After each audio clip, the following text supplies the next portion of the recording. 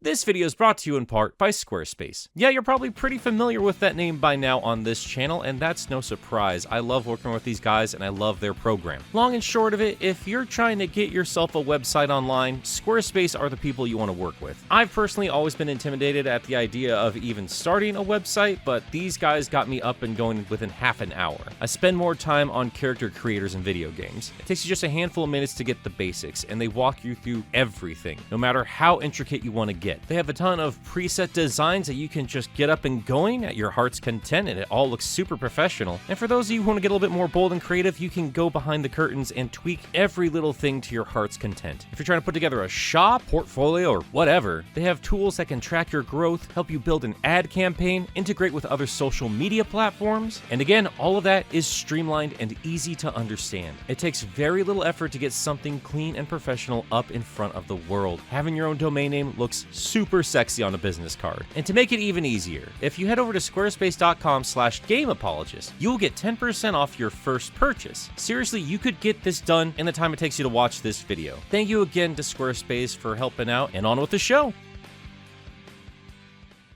Sonic's world has some of the most unique environments ever conceived for video games, so it would only make sense that the planet that all these crazy zones take place in had an equally creative name, and it just so happens to be Sonic's world.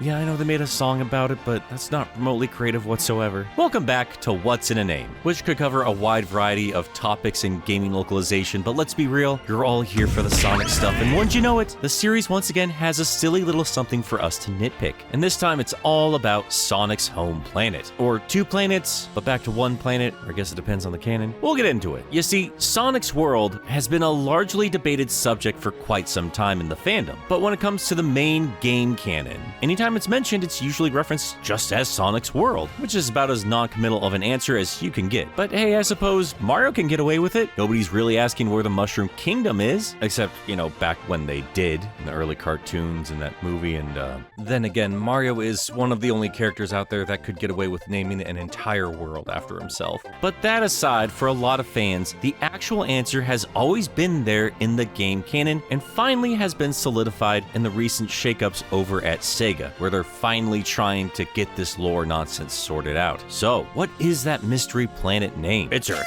Yeah. Simple as that. Just Earth. Nothing crazy. And plenty of fictional universes take place on a fictional Earth, and even though Sonic has always gone a little wild with environments, we do of course have some real-world parallels, even if they do have different names. And it sounds like Sega has very recently decided to get a bit more firm with all of this, and as far as I can tell, they're just calling it Earth from now on. I'm just telling you all that up front right now because even if it's not my preference, the fact that they're finally sorting all of this out and showing a bit of confidence with the world building in the main canon is just hunky-dory with me. I'm not playing Sonic games for the name of the planet after all. But as straightforward as this answer might seem, there has been another concocted by the western side of Sonic lore, something that has been there since the very early days of the franchise. Now, you Sonic fans know where I'm going, don't you? That's right, kids.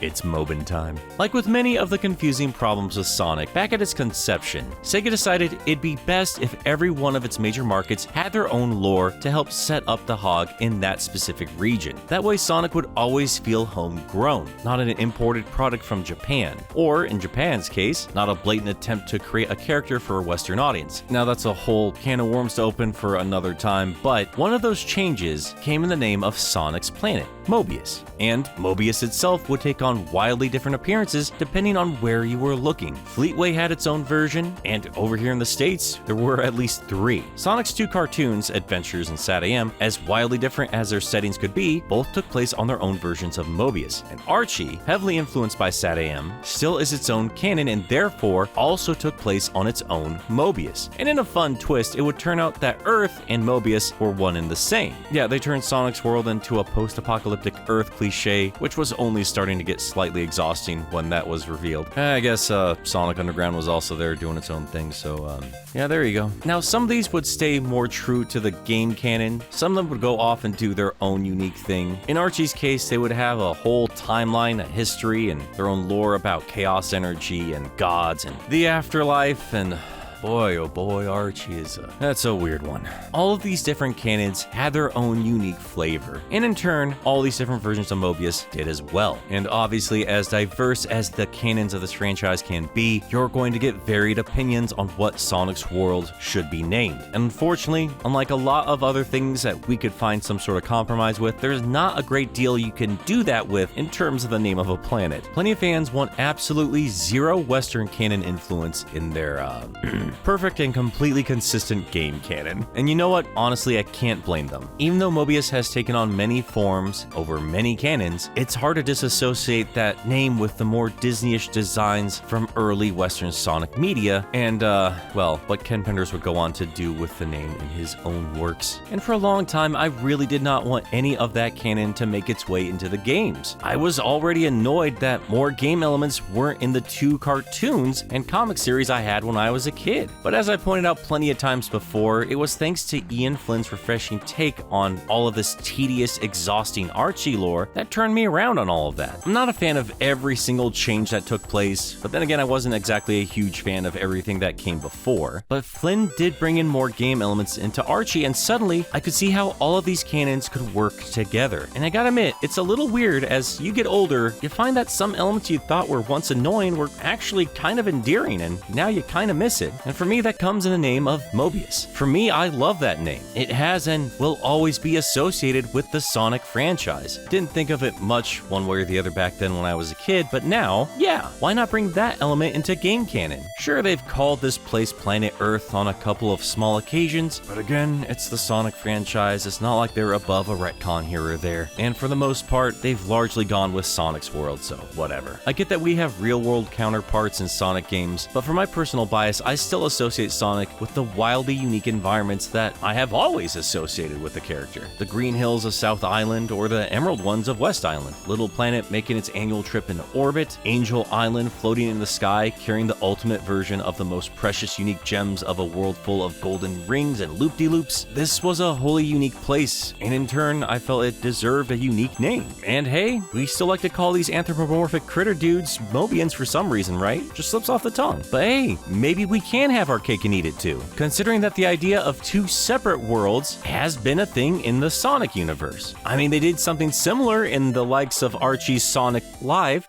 You know what, let's use Sonic X as the example instead, actually. In Sonic X, they introduced the idea of a real world resembling Earth, where humans resided in, versus a world filled with animal people like Sonic and pals. It's not my favorite Sonic animation, but it does have its die-hard fan base. And while it did muck up a bit of game canon by throwing Chris into spots of game story where he didn't originally exist, sorry Amy, it still went out of its way to help clean up some plot holes and mysteries from game lore. How were Sonic and pals suddenly surrounded by humans when we never saw anyone outside of Robotnik in the classic games? Well, they warped to another world. Same with Angel Island, I guess. Alright. Now, speaking of humans, why is Eggman the only human we have seen in classic games? Turns out he was originally from Earth. They didn't really expand on this, but I always thought this was a really interesting idea, and I was hoping it would lead to more of a backstory for him. That was part of the intrigue of SA2 after all. And speaking of, how was the moon repaired after all that business from Sonic Adventure 2? Turns out Eggy fixed it. So hey, there you go. We can have Earth and Mobius. Doesn't take away from the important elements of storytelling that Adventure on Unleashed fans have, and it keeps Sonic's more unique environment special. And it's a lovely nod to the fans of Western canon without bringing in all of that exhausting baggage of Archie. And that would work if future games from there didn't have more plot holes and conflicting canon within the main series. Oh boy. This eventually led to the current cleanup by Sega, which includes confirming that all of the games take place on one single world. I'd still prefer to call it Mobius, but outside of a mention from the American Manual and Sonic CD, and I think somewhere in Spinball, as rare as they've mentioned Earth, that's still a couple more points than Mobius ever got. But hey, when it comes to all the different canons of Sonic, the most inconsistent of them has always been the main game canon that everyone holds so near and dear to their hearts. They could handle a name change. Still, Sega of Japan is what it is. If we're gonna be calling it Earth, then we're gonna call it Earth. Earth. Truth is, where Two Worlds helps clear up issues, it also confuses a lot of other things. Which, hey, that's going to happen in any franchise going on for 30 years. Truthfully, I'm thankful for any kind of streamlining as long as it leads to good games and good stories. I'm personally tired of them being so vague with everything. I know some fans are kind of bummed with the two worlds becoming one, and hey, trust me, I get it. Whether you like Mobius or Archie or Sonic X or any of that, we all have something we love, and it sucks when this franchise puts characters and elements to bed after spending so much time telling us that these things matter. For me, I don't know. I'm old. My major priority is just getting good gameplay over anything else. Things change, and it's kinda exciting to see a new take on an old series. I have an opinion on what the planet name should be, sure, but Mobius or Earth, I'm still down as long as we have people telling engaging stories with these characters. And hey, fellow Mobius fans, all is not lost anyway. Anyone scoffing that comic canon is not game canon, therefore doesn't matter? Cool. Me and the homies are gonna go enjoy the Sonic movies. You're not allowed to though. They're not game canon after all, so it's irrelevant, right? You're not allowed to enjoy these things. For anybody who isn't boring and scoffing at other people's preferred canons, the movie canon does indeed make use of two worlds, and according to the novelization of Movie 2, Sonic's home world is indeed named Mobius. Just a quick little thing. Knuckles calls Sonic Child of Mobius. That's all there is to it. Now, does that mean we will ever get it named in the movies themselves? Do the movies even have to acknowledge little Easter eggs dropped into a novelization? And why do they even make movie novelizations anyway? I have seen the movie. It's there and done in 2 hours. Why would I go and read that in word form? For my entire life, that has never made sense to me. I mean, yeah, read the original novel that a movie was based off, sure. But yet, whatever. Not the time or place. And hey, while it's not the biggest deal in the world, I know Ian Flynn has been pushing to make Sonic Spinball to be considered game canon. He said as much on the Bumblecast, and hell, even kind of confirmed that was his plan when I joked about it on Twitter. Dude is still looking out for all of the fan bases best he can within his limitations. You gotta respect that. Not only would that confirm the Freedom Fighters exist somewhere on this one single planet, but that also confirms the existence of the game's setting, because this mountain is named Mount Mobius. Yeah, it's just a mountain, not an entire planet. But hey, that's all still a lovely nod to a bygone era of this franchise. Like I said up front, Earth is fine. It's just a different Earth with a different kind of hedgehog. And despite my many misgivings with the way Sega of Japan does things, I never thought I'd see them open up to so many of the passionate creatives on the Western side of things. I don't need all of the canon from all the old cartoons and comics. They were unique, they had their place, and I'm fine with leaving most of that in the past. But it deserves some kind of acknowledgement. It deserves to be remembered. And I appreciate that some of that still lives on in some of the most popular elements of the franchise. And even if the main game canon is now just called Earth, I'm more than thankful that it now carries a little piece of Mobius as well. But hey, that's it for the video. I'd love to know where you guys land on this. Do you prefer the name Earth or Mobius? Personally, I would have gone with Sega Saturn myself. Why not? You like one world or two worlds? It's a whole lot of opinions that can just branch out from these simple little changes. But I'm gonna call it for the day, guys, and my beloved patrons, thank you guys so much for your support. If you can forgive me, I'm going to go ahead and skip the name read this time around. I'm pretty strained, if I'm honest with you. I'm very tired. I didn't think this would take out as much as it did from me, but I need to go and lay back down. Yeah, if you can't tell, I'm a little under the weather. Voice is still a bit scratchy. Just got done with an operation and then dealing with that disease that YouTube tries to pretend doesn't exist. Many thanks to my good friend Channel Pup for once again jumping in to help me with the editing here. Please, please, please go give him some support. He makes some excellent content and he puts it out consistently. Okay, that's gonna do it for today. Toot toot, Sonic Warriors. Wait, if classic Sonic comes from a 2D world, does that make him a flat earther?